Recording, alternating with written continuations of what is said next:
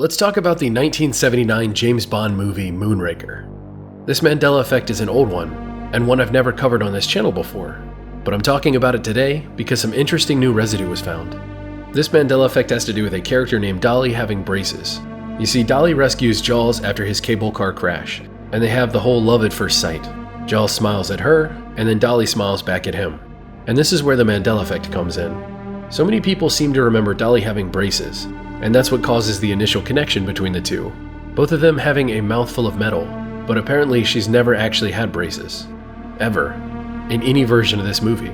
So here comes the update.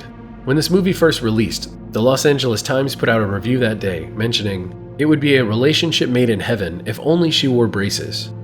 Now this is pretty interesting to me because it refutes the idea that Dolly actually had braces in the movie, but it also kind of plants the idea that maybe she does, or did, or should. It's really weird, right? But then 11 days later, the Journal-Gazette, an Illinois-based newspaper, said the exact opposite in its review of Moonraker. It said, "He meets this waif of a girl and gives her his aluminum smile and she smiles back. And call her braces galore. She has about as much hardware in her mouth as he does. Of such simple pleasures is love born." Now that is a totally different version of the Moonraker movie we have today. This review claims that Dolly does have braces, and a lot of them, that they are a match made in heaven. Maybe it's just me that finds this contradiction mind-blowing, but I personally think this is such an amazing piece of residue.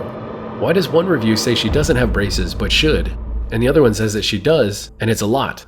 Talk about conflicting reviews. If you've seen this movie, what do you remember?